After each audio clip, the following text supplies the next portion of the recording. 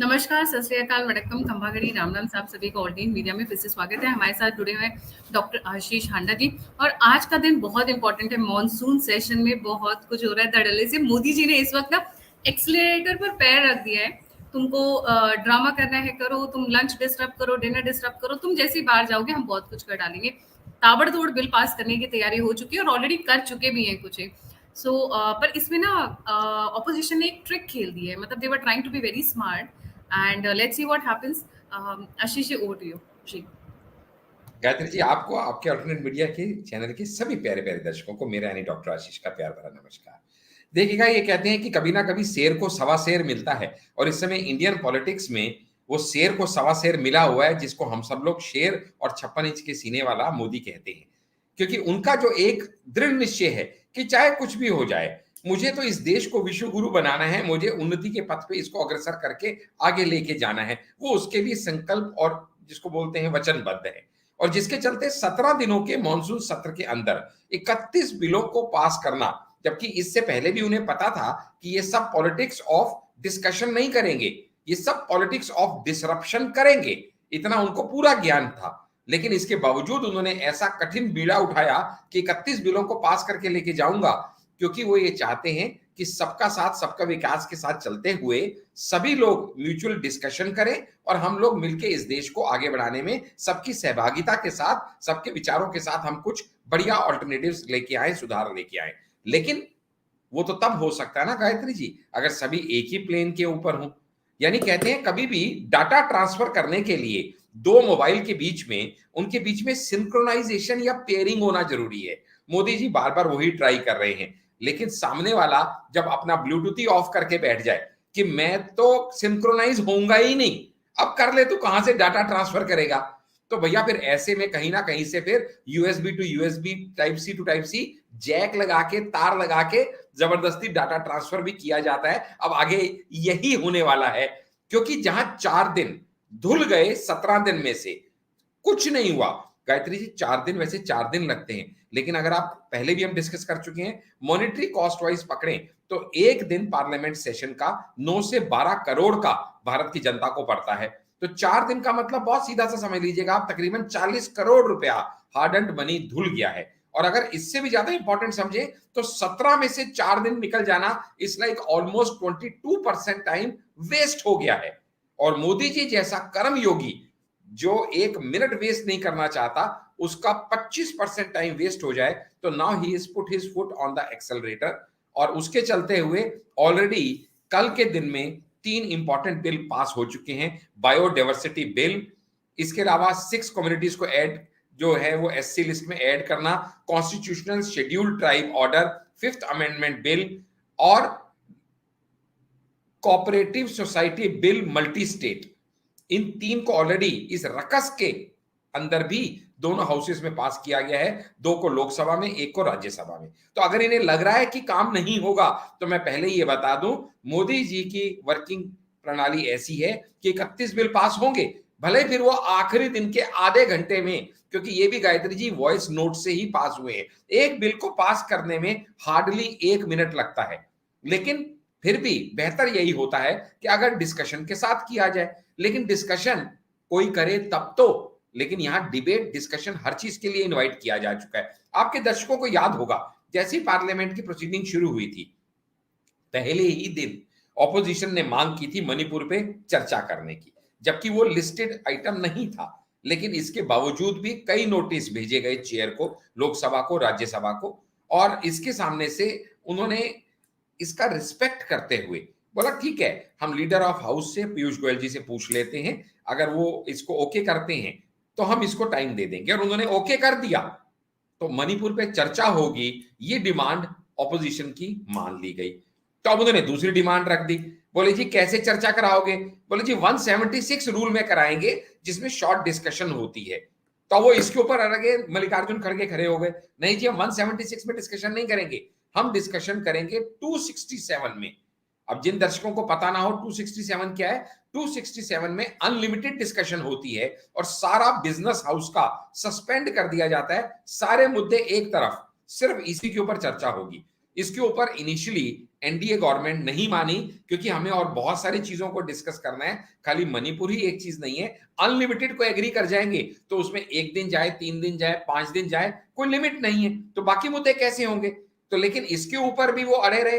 तो अब फाइनली इसके ऊपर भी एग्री कर गई एनडी गवर्नमेंट कि ठीक है जी, हम मणिपुर पे चर्चा करेंगे, अनलिमिटेड करेंगे, आपको जैसे कह रहे हो 267 में ही चर्चा करेंगे, आइए चर्चा करते हैं।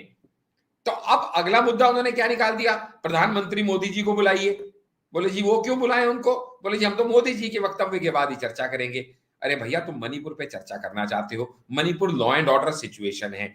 आदरणीय गृह मंत्री होम मिनिस्टर अमित शाह जी आपसे बार बार रिक्वेस्ट कर चुके हैं, 2 बार हाउस में रिक्वेस्ट कर चुके हैं, एक बार लीडर ऑफ जितने भी ऑपोजिशन पार्टीज हैं उनको लेटर लिख चुके हैं कि मैं आपके हर सवाल का जवाब देने के लिए तैयार हूं, आपको मौका मिल रहा है ना, आप आइए, बखियां उधेड़िए, आप लॉजिक दीजिए, आप तर्क दीजिए, आपको जो बहस करनी है कीजिए, और अगर आप संतुष्ट नहीं होते हैं तो आप प्रावधानों के अनुसार आप वॉकआउट कीजिए, आप पीएम मोदी को आने के लिए मजबूर कीजिए। लेकिन समझ में ये नहीं आता लोगों के कि ये फिर भी डिस्कशन के लिए तैयार क्यों नहीं है। तो वो मैं आपको बता रहा हूं कि डिस्कशन के लिए इसलिए तैयार नहीं है क्योंकि इनको डिस्कशन करनी ही नहीं है। इनका मकसद सिर्फ और सिर्फ डिसरप्शन करना है, किसी ना किसी तरह से भारत के पार्लियामेंट की प्रोसीडिंग्स को रोकना है।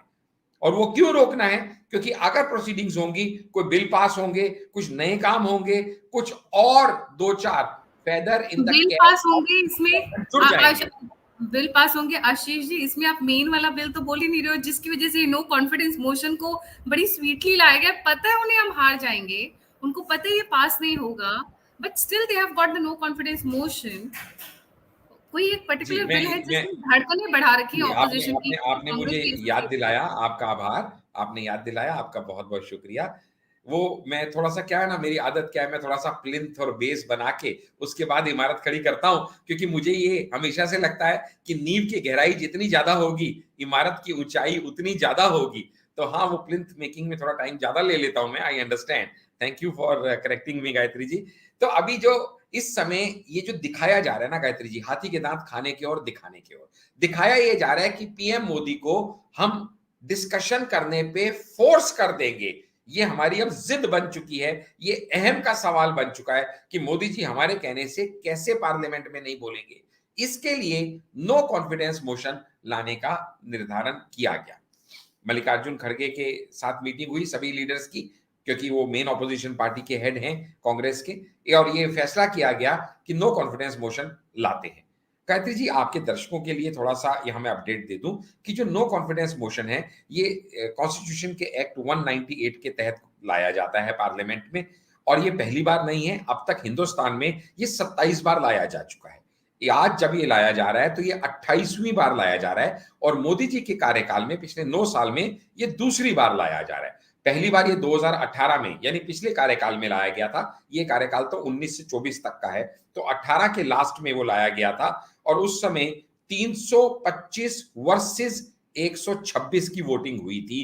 325 फेवर में, 126 अगेंस्ट में, यानी 199 वोट से ये नो कॉन्फिडेंस मोशन गिरा था। और इस बार इससे भी बुरे तरीके से गिरेगा, क्योंकि 2019 में और ज्यादा थंपिंग मेजॉरिटी के साथ बीजेपी आई है, और आज की डेट में तकरीबन 330 उनके अपने हैं। तो ये उन्हें भी पता है, ऑपोजिशन को, कि ये नो कॉन्फिडेंस मोशन कामयाब होने वाला नहीं है, अच्छे से मालूम है उन्हें, लेकिन फिर भी वो ये लेके आ रहे हैं। इसकी क्या वजह है? इसकी वजह वो बताते क्या है, दिखाते क्या है क्या, और हमने विश्लेषण क्या किया, ये अलग अलग पॉइंट्स हैं। वो ये कहते हैं कि हम इसलिए लेके आ रहे हैं क्योंकि हम मोदी जी के अहम को तोड़ देंगे, हम उनको पार्लियामेंट में बोलने को मजबूर कर देंगे।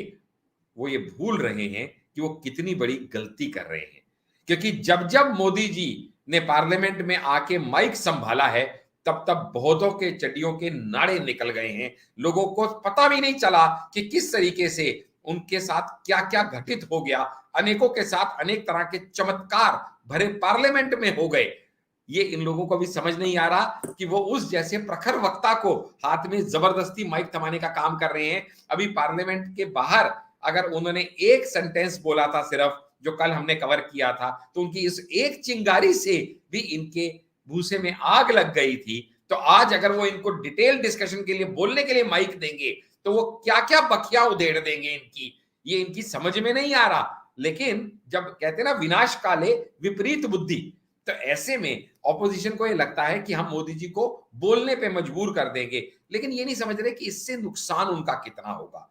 नो कॉन्फिडेंस मोशन में इतनी बुरी तरह से जब टोटल अलायंस हार जाएगा, नहीं, मुख्य बल गिरेगा, तो हमें मैसेज पता का है वो स्प्रेड। हारेंगे। See they don't have the majority, हमें पता है, बट वो ट्रिक जो जिस वजह से वो लेकर आ रहे हैं, सोचने वाली बात है कि नो कॉन्फिडेंस मतलब अपनी बेइज्जती कराने को तैयार हैं। They are ready to face humiliation, पर वो बिल नहीं आना चाहिए पार्लियामेंट पर। वो कितने दिन स्टॉल कर सकते हैं? आएगा ही आएगा। BJP has exactly. Majority, why not surrender rather than fighting? I mean sweet नहीं नहीं, रिलेशंस क्या है ना तो बात ही नहीं यहाँ तक पहुंचती। जी गायत्री जी, जब जब ईगो सिर चढ़ के नाचने लगती है ना, तो उस समय आदमी का विवेक खत्म हो जाता है।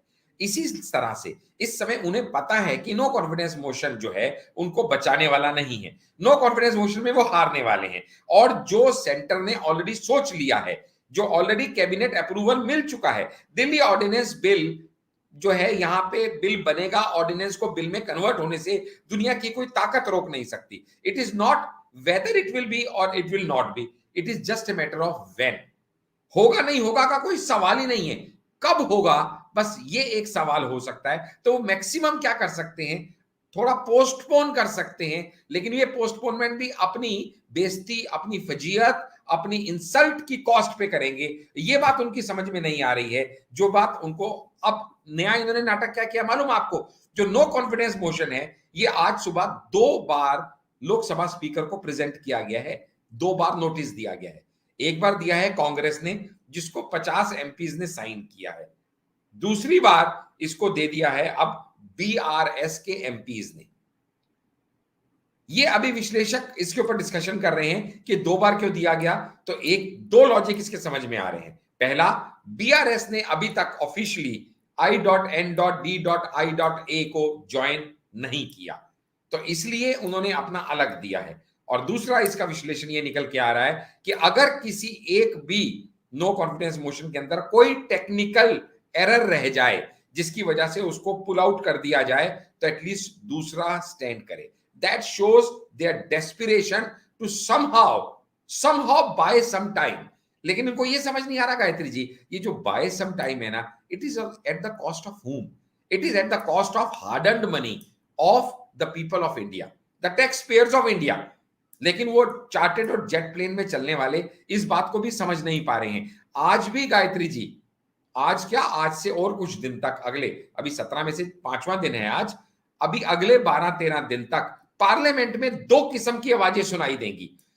एक आवाज वो होगी जो नेगेटिव आवाज है, जो पार्लियामेंट की प्रोसीडिंग्स को रोकने के लिए हुलगिज्म की आवाज है, हुड़दंग की आवाज है, अराजकता की आवाज है, ये एक तरह की आवाज होगी। और दूसरी आवाज होगी जो कि वॉइस नोट की आवाज होगी, जिसमें धड़ाधड़ करके एक एक बिल पढ़े जाएंगे और वॉइस वोट से मंजूर है, एग्रीड, यस, बस ये एक शब्द के अंदर वो पर्टिकुलर प्रपोजल बिल में कन्वर्ट होगा। यानी एक आवाज इंडिया को आगे लेके जाएगी, एक आवाज इंडिया को नीचे खींचेगी, एक आवाज इंडिया का मान सम्मान बढ़ाएगी, तो एक आवाज इंडिया को अपमानित करने का दुष्प्रयास करेगी। एक आवाज नए नए बिल क्रिएट करेगी, तो दूसरी आवाज ये सुनिश्चित करने का प्रयास करेगी, विफल प्रयास करेगी कि सारी प्रोसीडिंग्स धरी रह जाएं और इंडियन डेमोक्रेसी का टेंपल यानी हमारा पार्लियामेंट दुनिया की नजर में एक मजाक बन के रह जाए। और पूरा विश्वास है हमें इस बात का कि Modi ji and his team will not let that happen at any cost. वो लोग जो खुद को INDIA के नाम से संबोधित करने में बड़ा गर्वान्वित महसूस करते हैं, जो लोग खुद को नेशनलिस्टिक कहते हैं, लेकिन उनकी हर हरकत एंटी नेशनल है, और इस समय भी ये जानते बूझते हुए कि इस बिल का कोई अर्थ नहीं बनता, ये particular notice no confidence motion का ना वो मेजॉरिटी में है ना हो सकते हैं, सिर्फ समय और पैसा बर्बाद करेगा, देश भर की खिल्ली उड़ाएगा। फिर भी वो ये कर रहे हैं क्योंकि इस समय मैं कहूंगा वो उस आत्मघाती दस्ते की तरह है, सुसाइडल बॉम्बर की तरह है, जिसको ये पता है, इतनी नेगेटिविटी भरी है कि अपना तो कुछ होगा नहीं, लेकिन तुझे भी ले डूबेंगे सनम। तो इस समय वो उस जी तरीके से Ashish ji, negative. Got your points and your emotion, बिल्कुल। आशीष जी बहुत दिल से बोलते हैं और वो उनके शब्दों में नजर आता है। इसमें अभी अरविंद केजरीवाल की कोई टिप्पणियां है? राघव चड्ढा ने एक लेटर, लव लेटर लिखा था, मैं भी थोड़ा सार्कास्टिक हो जाती हूँ, लव लेटर लिखा था 1-2 दिन पहले कि ये जो बिल है this is against the constitution, मतलब हम इलेक्टेड गवर्नमेंट के अगेंस्ट हैं, ब्ला ब्ला ब्ला ब्ला। एंड उसके बावजूद दे वर एक्सपेक्टिंग कि बिल आएगा नहीं, एक्चुअली दे वर एक्सपेक्टिंग कि डिले होगा, सुप्रीम कोर्ट मदद कर देगी, कुछ ना कुछ हम बीच में फिरकी लगा देंगे, और ये फिर वो फिरकी है एक्चुअली जो आज ये नो कॉन्फिडेंस मोशन लेकर आए हैं, वो फिरकी है। So any other input from any other angle इस बिल को स्टॉल करने के लिए, क्योंकि जैसे ही पार्लियामेंट में इंट्रोड्यूस होता है इसका पास होना तय है। ये वॉकआउट करें, ये ड्रामा करें, ये वेल में हंगामा करें, the majority lies with BJP and there is no way they can do away with that. जी, लेकिन डेमोक्रेटिकली उनको पूरा राइट देते हुए ये करना चाह रहे हैं, ग्रेसफुली करना चाह रहे हैं Modi ji and his team.